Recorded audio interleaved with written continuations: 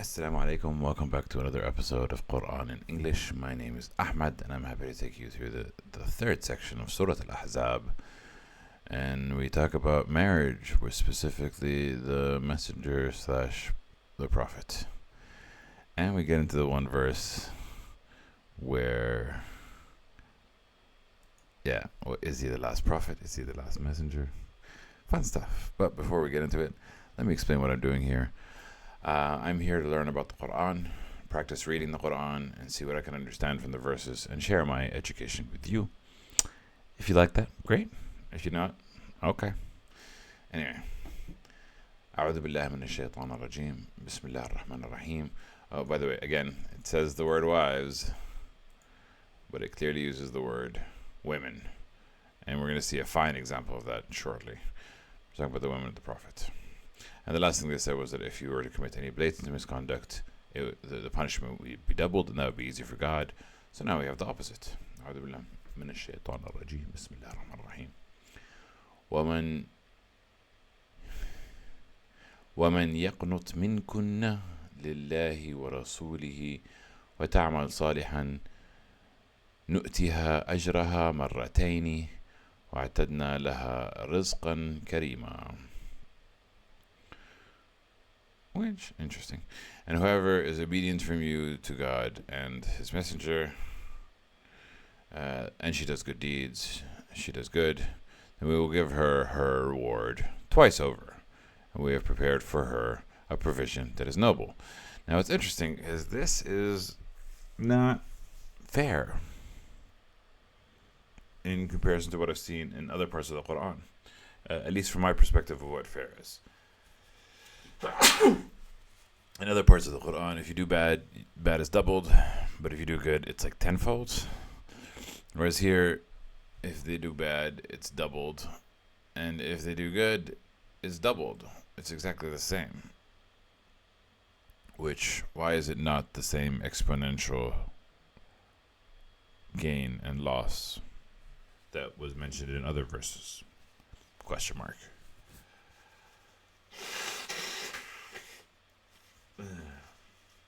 But that's just my own perspective. I'm sure there's an answer for it. There's always an answer.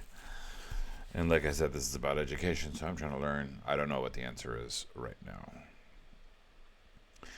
Yeah, so this is why I tell you Nisa means women, not wives. You'll see. يا نساء النبي لستن كأحد من النساء إن اتقيتن فلا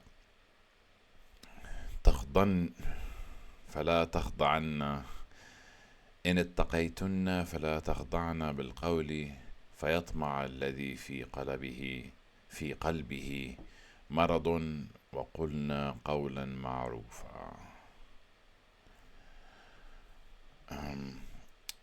Nisa, same word twice. But as you'll see, here it says, O wives of the Prophet, you are not as one of the women. So now they're using the proper verse, women, but before they use the word wives, which again, it talks later in these verses about which I think women are considered the Prophet's women. Not just their wives. Their wives are a part of the women, but there's more than that. And we'll see that example later in these verses, which is interesting. But anyway, O women of the Prophet, you're not the same as other women. If you fear God, then do not be soft in your speech. So here they translated it to be overly effeminate, to be like super soft in your speech. So it becomes greedy for the fayatma, so it causes someone to move with desire. Someone causes lust, greed in their hearts for the one who has a disease in his heart. So don't be too soft, so that those with disease in their hearts feel like and they wanna pounce. Which honestly, there's a lot of men with disease in their hearts. I think that's kind of the point. but say a word that is appropriate. Speak moderately. So here it is prescribing to the women of the Prophet. And we will see who those women are shortly. وقرنا في بيوتكن ولا تبرجن تبرج الجاهلية الأولى وأقمنا الصلاة وآتينا الزكاة وأطعنا الله ورسوله إنما يريد الله ليذهب عنكم الرجس أهل البيت ويطهركم تطهيرا. And stay in your houses and do not display yourselves the display of the former ignorance, the people who used to be ignorant before you. Why is there so much mess here? I don't know. Yeah.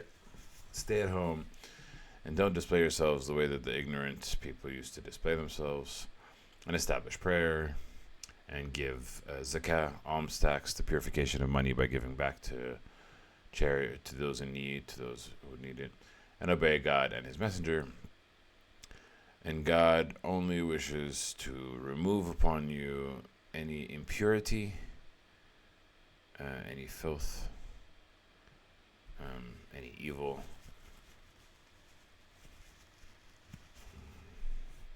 أهل البيت. Oh.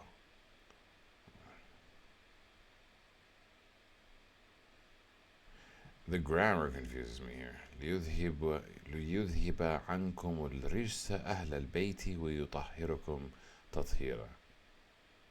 So He can remove from you the impurity of the people of the house.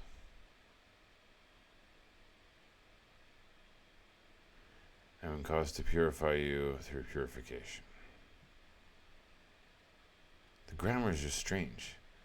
ليذهب عنكم الرجس أهل البيت ويطهركم تطهيرا.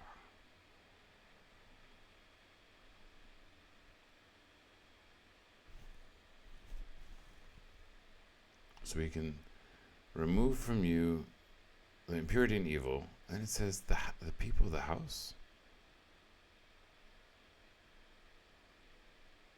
Yeah, so maybe it's like addressing them. So you can remove, indeed God only wishes to remove upon you the impurity and evil, O people of the house, and to purify you a proper purification. It's just strange. And they could have translated it exactly the way that it was written. There's an English way of writing that. 33, very interesting verse. Strange. واذكرن ما يتلى في بيوتكن من آيات الله والحكمة إن الله كان لطيفا خبيرا. And mention or remember what has been recited in your homes from the verses of God and the wisdom. Indeed, God was all subtle and all aware. All those are relations reverse the Quran, whereas the prophetic wisdom reverses the sayings and teachings of the Prophet Muhammad, known collectively as hadith.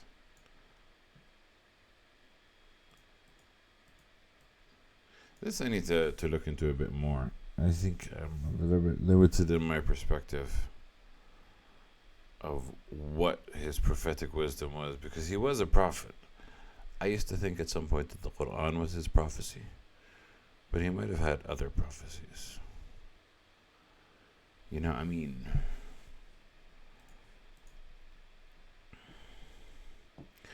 إن المسلمين والمسلمات والمؤمنين والمؤمنات والقانتين والقانتات والصادقين والصادقات والصابرين والصابرات والخاشعين والخاشعات والمتصدقين والمتصدقات والصائمين والصائمات والحافظين فروجهم والحافظات والذاكرين الله كثيرا والذاكرات أعد الله لهم مغفرة وأجرا عظيما. Indeed, those who submit, and those who submit male, those who submit female, those who believe male, those who believe female, those who are obedient male, those who are obedient female, those who are truthful male, those who are truthful female, the patient men, the patient women, the humble men, the humble women, the ones who give, the men who give charity, the women who give charity, the men who fast, the women who fast, the men who guard their chastity, and the women who guard, the men who mention or remember God a lot, and the women who mention or remember God has prepared for them forgiveness and a reward that is great.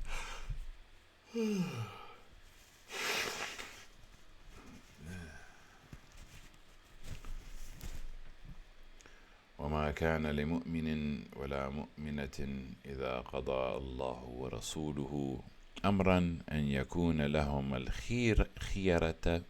الخيرة من أمرهم ومن يعص الله ورسوله فقد ضل ضلالا مبينا. And here we get back into the topic of, do we have free will? And it is not for the one believing man nor the believing woman that when God and his messenger have decreed or decided a matter, decreed a command, that it is not for the believer and the disbeliever that for them is a choice about their affair. For the believers, they don't have a choice. When they hear something, they do it. You know what I mean? And whoever disobeys God and his messenger, then he has strayed into an error that is clear. So why did I mention free will? Well, because I also don't have a choice. I don't have a choice whether to believe. I don't have a choice whether to obey. I did have a choice whether to obey. Whether I could pray or not, whether I can eat pork or not, whether I can fast or not. I do have these choices in a way. And in a way I don't have these choices. But yeah, disobeying God and his messenger, I couldn't. So if we don't have a choice in the matter, then where's the free will?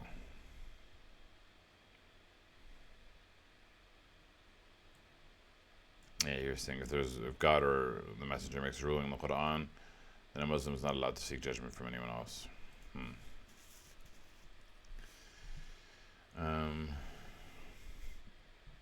It does feel like sometimes I don't have a choice. I don't know. Choice is confusing.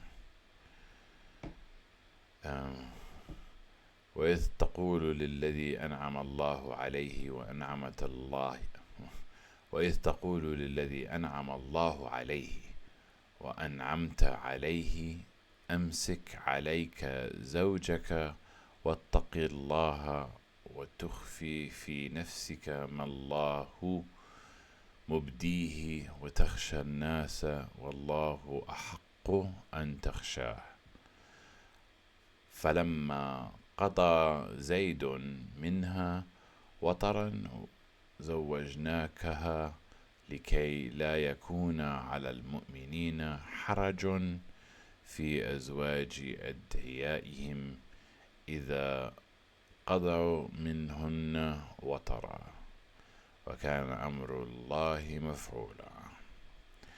Now, these are very nuanced and specific rules of marriage, and the Prophet was used as an example because it is talking about a specific person, Zayd. But anyway, it says, and when you said to the one who God has bestowed his favor upon him, and that you have bestowed favor upon him, when you tell that person, imsik alayka zawjatka, keep hold to yourself your wife, and be mindful of God. There was actually, I saw somebody that gave me a different word.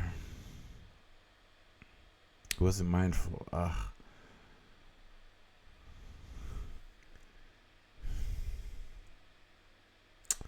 can't remember remember, but it was like another form of like keeping God in the forefront of what you're thinking of. You know what I mean? Glorifying God. I don't know. Anyway, the person who God bestowed favors upon him, and you bestowed favors upon him, you told him, hold on to your wife and be mindful of God.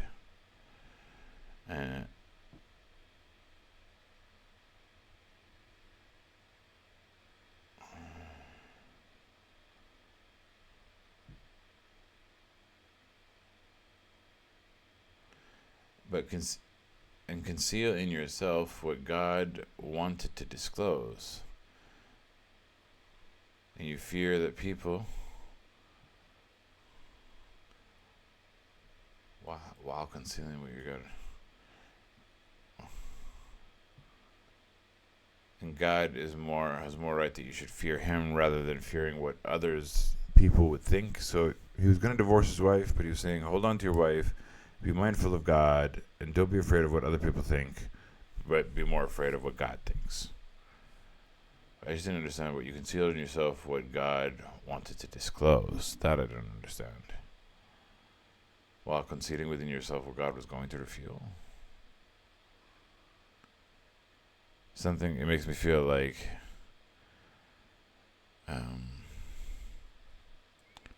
this whole person and his wife were supposed to be used as an example to all of the Muslims, so you didn't have to hide this example.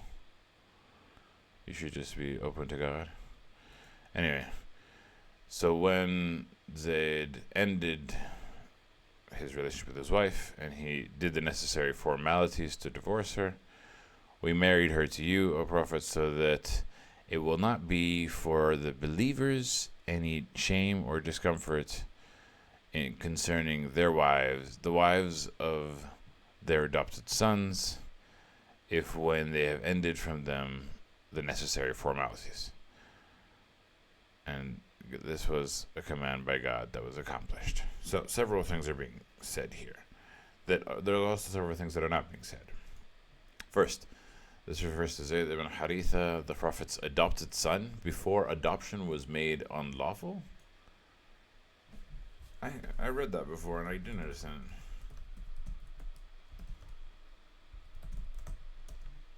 I think in Islam, the conventional Western form of legal adoption, or adopted child is treated as a biological child with the same surname and inheritance rights, is considered unlawful. This is because Islam emphasizes the preservation of biological lineage. However, the fostering and sponsoring an orphan, kafala, is highly encouraged and virtuous act. This involves providing care, shelter, food, clothing, education, essentially raising the child as one's own, but within distinctions from legal adoption. Interesting. Because I was like, yeah, I'm sure you can do kafala, but you can't do tabanni. I didn't actually know that. Come to think of it, yeah, I've never heard of someone having an adopted person in the Muslim world, but I just never knew that there was a whole ruling around it. Anyway, this refers to Zayd ibn Haritha, the Prophet's adopted son. Before adoption was made unlawful, his wife Zainab bint Jahsh was from a prestigious family, but because Zayd and Zainab came from two different social classes, the marriage was not successful. This is speculation.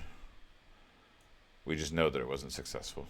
Eventually, there might be some hadith. I don't know.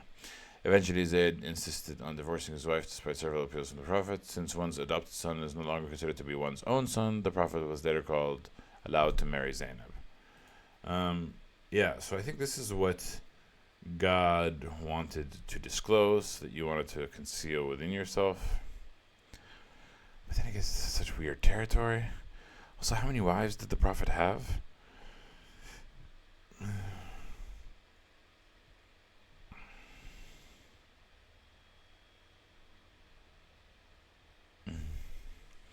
This is all a bit above my head, if you ask me. ما كان على النبي من حرج فيما فرض الله له سنة الله في الذين خلوا من قبل وكان أمر الله قدرا مقدورا. There can be no blame, discomfort for the Prophet and what God has imposed for him. It is the way of God, is the permissible way of God for those who have passed away from before. Yeah, same thing as the way that God with the prophets that had gone before. And God's command was a decree that was destined. الذين يبلغون رسالات الله ويخشونه ولا يخشون أحدا إلا الله وكفى بالله حسيبا. The ones who convey the messages of God, so that's who those who went from before him, who had gone from before. They're the ones who convey the messages of God, and they يخشونهم is closer to fear him than taqwa, but يخشونهم is like be in awe of him, or like humbled by him, and they do not humble themselves before anyone except God. And God is sufficient as a reckoner, as a person who keeps the record. Now this verse, I have discussed this topic many times in the chapter, in the Quran, in my verses, and I'm very, very particular about what I believe as a result of this specific verse.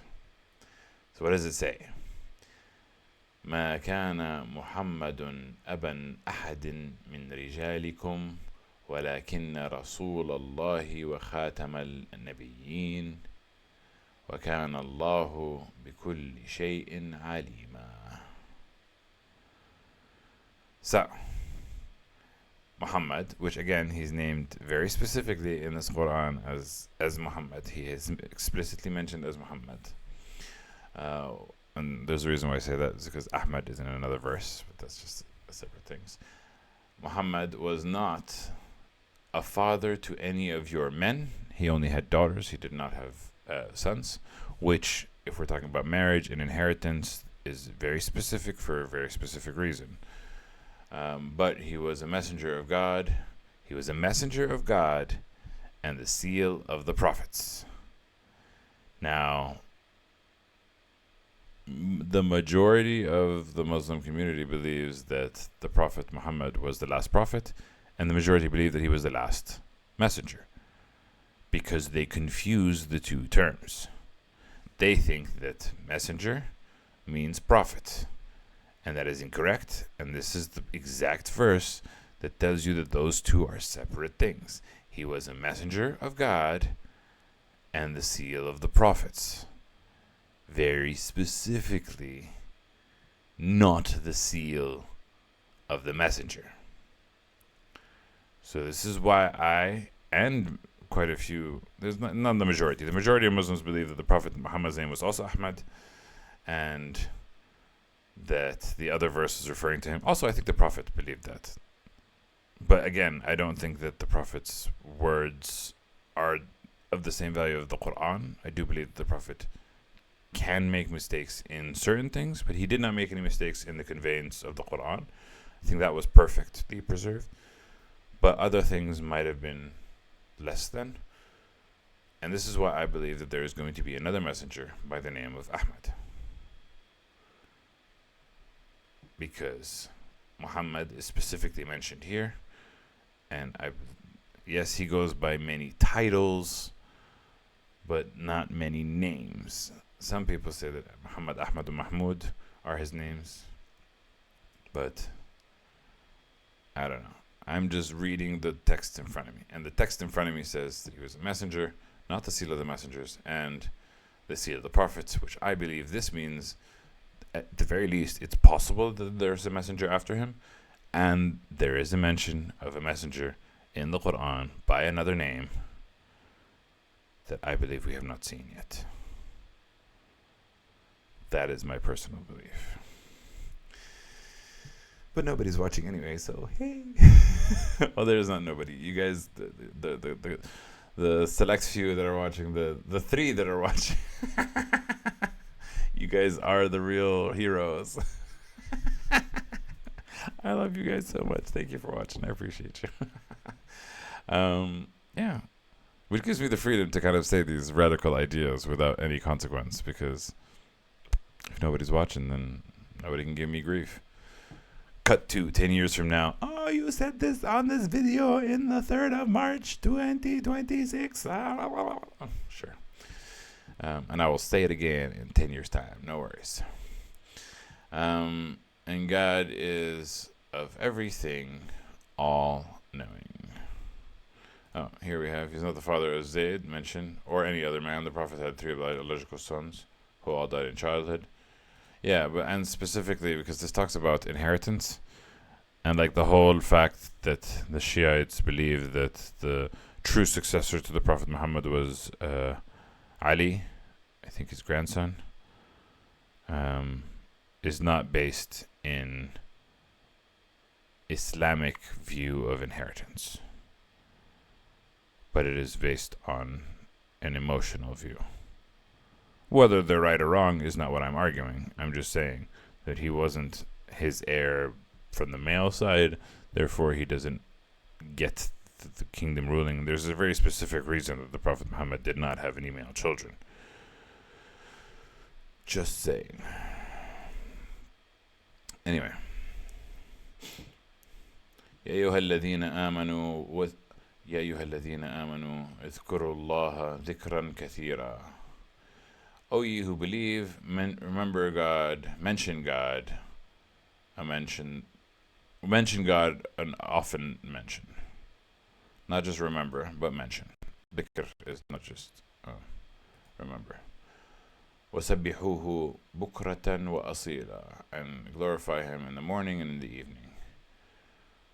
هو الذي يصلي عليكم وملائكته ليخرجن هو الذي يصلي عليكم وملائكته ليخرجكم من الظلمات إلى النور وكان بالمؤمنين رحيما. Now this is a very interesting verse. He's the one who prays upon you and his angels so that he may bring you out from the darkness into the light.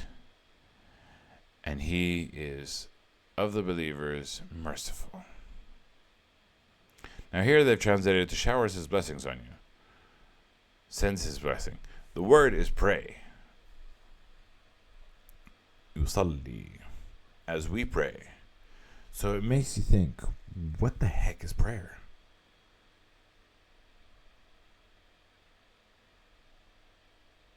It feels like prayer opens a connection to God so that you can receive his blessings. And it feels like when you pray to God, somehow he's praying back at you. And God's prayer is sending you something that can help bring you out of the darkness into the light.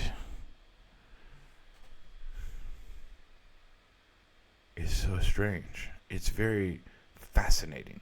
The idea of prayer, why prayer works, or why is it important? Why do we pray? We're not praying for God. We're praying for our own case. But in this case, it's saying God is praying upon you and his angels so that عليكم وملائكته. He prays upon you and prays upon his angels so that he can bring you out of the darkness into the light. Strange.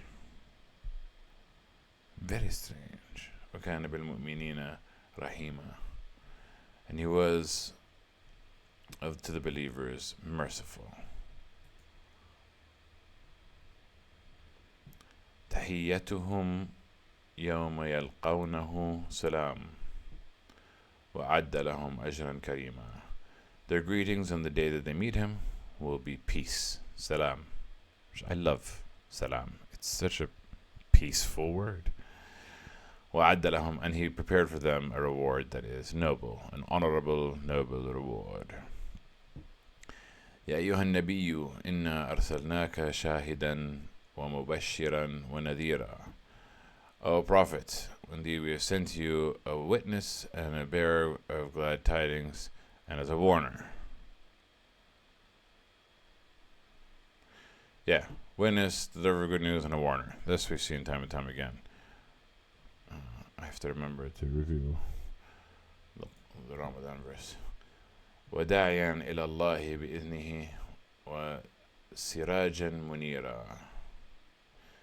And one who invites towards God and calls towards God by his permission as a lamp that is illuminating, a caller to light by his command and a beacon of light. وبشر المؤمنين بأن لهم من الله فضلا كبيرا. Give good news to the believers that they are for God, that they will have a great bounty from God. ولا تطع الكافرين والمنافقين ودع آذاهم وتوكل. ولا تطع الكافرين والمنافقين ودع آذاهم وتوكل. I'm trying to get at least to this part. One right thing, right? ولا تطع الكافرين والمنافقين ودع آذاهم وتوكل على الله وكفى بالله وكيلا. And do not obey the disbelievers and the hypocrites, and disregard their harm, and put your trust in God. Overlook their annoyances. No, disregard their harm specifically. Don't try to stop them from the harm that they're causing. Just trust in God. If you get into the weeds of trying to stop them, you're going to waste your energy. Just trust. God's got this. Put your trust in God. And God is sufficient as a trustee. يا أيها الذين آمنوا إذا نكحتم المؤمنات ثم طلقتموهن من قبل أن تمسوهن فما لكم عليهن من عدة تعتدونها فمتعوهن وسرحوهن سراحا جميلا. Mouthfuls. Whew. Oh, people who believe, if you marry the believing woman and then you divorce them from before you have touched them, before you've had sex with them, then it's not for you from any waiting period that you have to do concerning them. Who is marrying people and then not on their wedding night going for it? You know what I mean? Huh? Maybe those who have already gone for it from before. It's just strange. But like, yeah, maybe the traditions back then were slightly different, but the tradition these days is on your wedding night, baby, you know people are gonna go for it. فَمَتِّعُوهُنَّ. Oh, so provide for them and release them a release that is good and gracious and beautiful. Before you touch them, before the marriage is consummated, yeah. No waiting period, yeah, we know the waiting period. Oh, why is it 65? I thought we had this in Surah An-Nisa. Yeah. 64? 65? I thought it was like...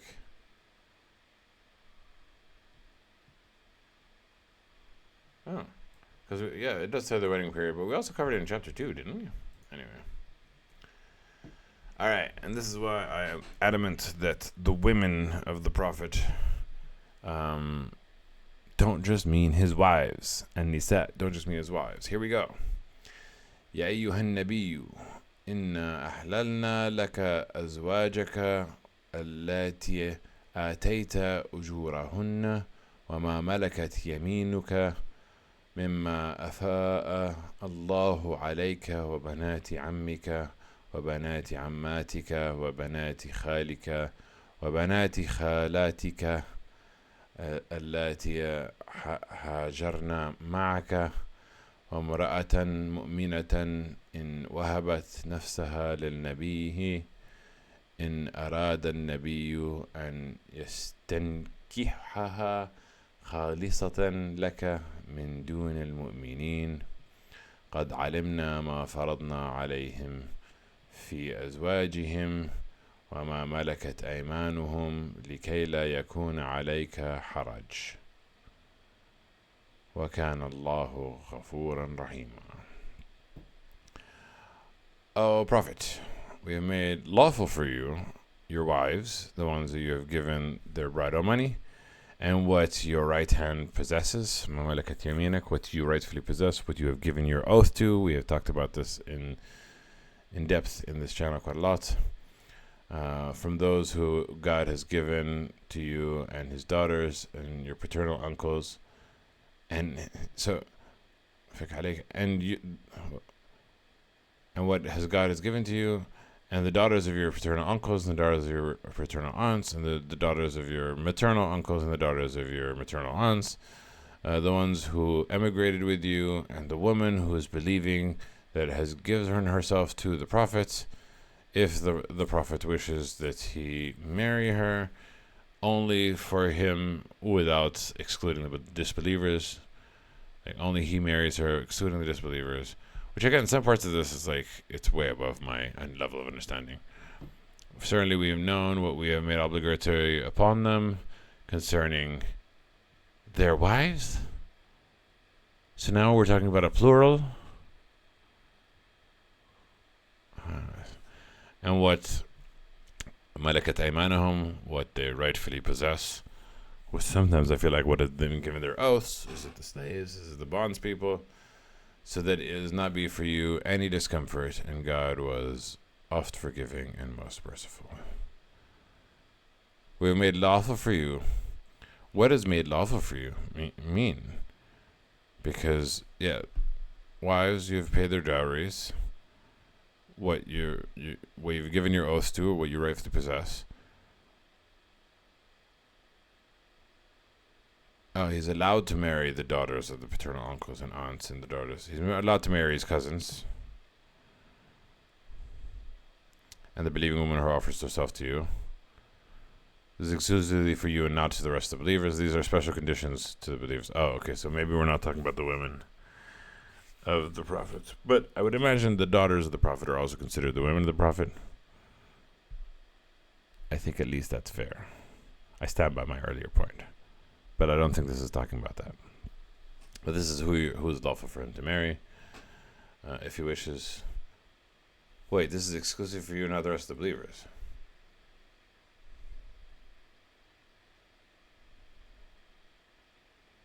I think it's about paying dowry, which again goes above my understanding.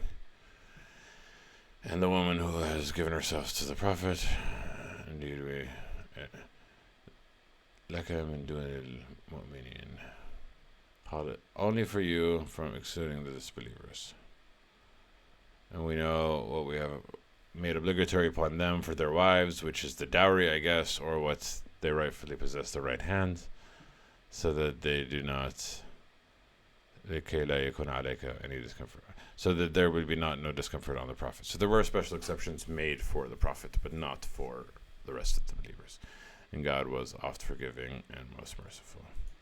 And I always struggle with, why is that fair? Well, because he has a bigger obligation and duty, and he has more alignment with God in the sense that he's more. But then it kind of goes back to feeling culty, doesn't it? That the leader of our cult has rules that don't apply to the rest of you. And I'm using the words loosely, but it applies. That the Prophet has special rules that don't apply to the rest of us. Doesn't feel fair. Why? Because he's better than us? But I thought all men were supposed to be equal. Sure, some have bigger responsibilities. And some have better qualities. But that doesn't mean that they should have different rules. And you're saying, oh, only the Prophet is the exception? But why is there exception? Why is what we have not good enough for him? You know? I just have these questions. I just don't have the answers to them. It's very strange. Anyway, that's it for today. Thank you for watching. All three of you. Yeah, as usual, I always end with صدق الله العلي العظيم. And I will catch you guys tomorrow, inshallah. مع السلامة. Bye.